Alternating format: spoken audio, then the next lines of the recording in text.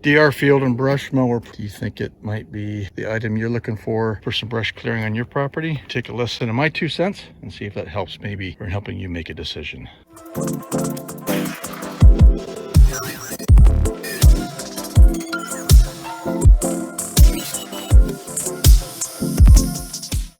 Hey everyone, Dutchman Mods and Repairs. I've got an equipment review I'm going to do today. I'm going to try and keep it brief, but I want to make sure that I do enough of a review to capture some highlights on this DR field brush mower. I purchased this, my wife and I did, about 4 or 5 months ago, and we've been using it out on our property, and we needed to do some clearing out on it just to get started. Got to get a toe hold, if you will, into the property. Very, very brush covered. I'll show some of that here in just a minute, but I want to go over the piece of equipment first. It says the 20 horsepower on it. This has the shifting on the, you want to call it the control panel, or the throttle control with the choke start and stop for the blade, and of course this one is not a pull start, it's a electric start. This has the control here for traction, so traction drive. When it's down, you're engaged in either forward or reverse.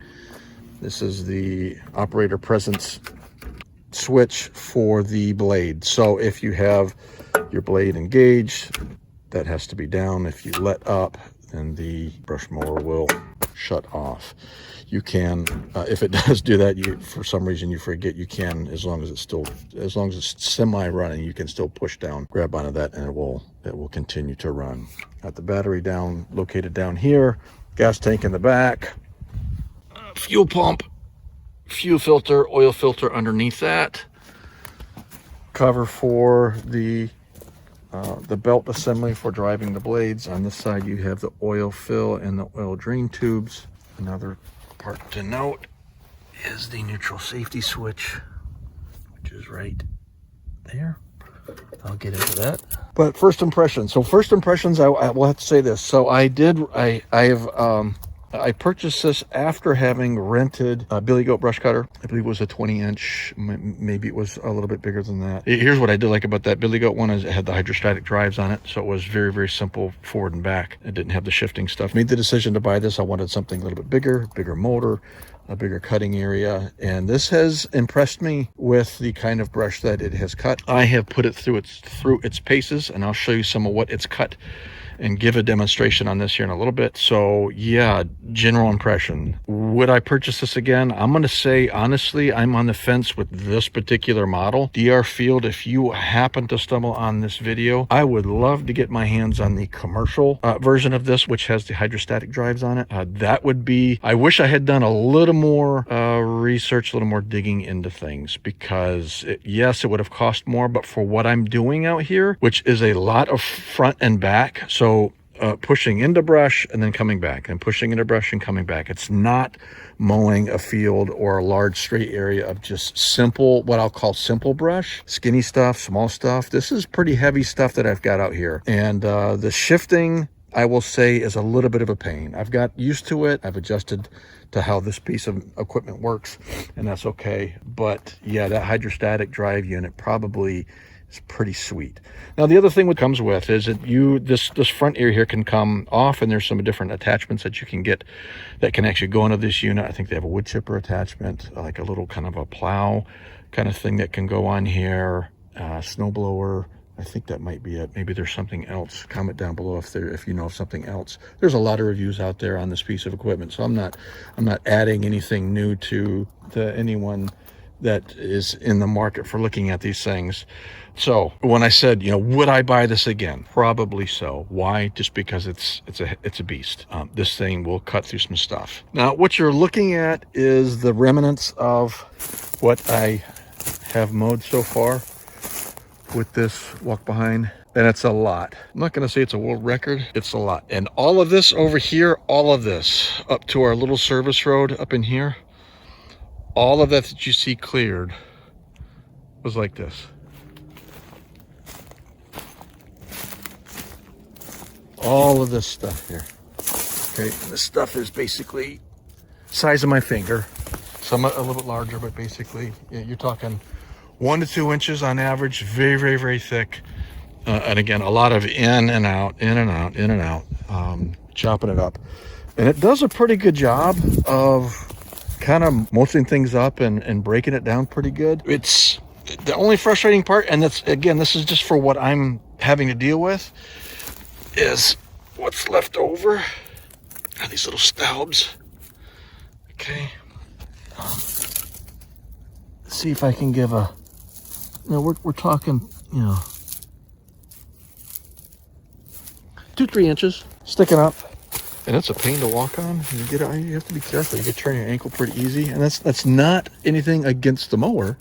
This isn't a flail mower or some kind of drum mulcher or something like that can get down and right down to the ground level. So that would be something to keep in mind. For me, I don't care at this point. It was just getting stuff cleared. This isn't taking it down. It's not adjustable, so it's not going to go any further down to the ground. You're going to have 2 to 3 inches of whatever you're cutting is still going to be sticking up. Here's what I'm going to do. I'm going to let me get the camera set up on my tripod, and we'll get over here. We'll knock a few things down and kind of give you an idea of how it works, how it chews up stuff, just the performance overall on it. I have never run this thing wide open, maybe 3/4 throttle, and it'll run a long time in that gas tank. I get tired filling it. Sometimes you go to fill up this gas tank, hold another 5-gallon can of gas above it, filling it. You get tired after a minute or two. But I do like the big gas tank. But I'll get into that. I'm going to do another video on pros and cons on this. So this was just basically the overview. So let me get my tripod, get it set up, and let's cut some stuff up.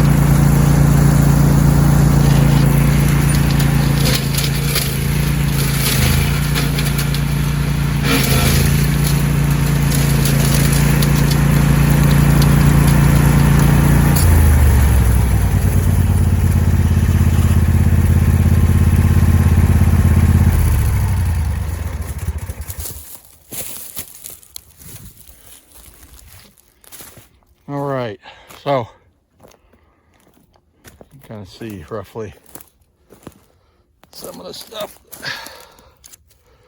I'm chewing through here.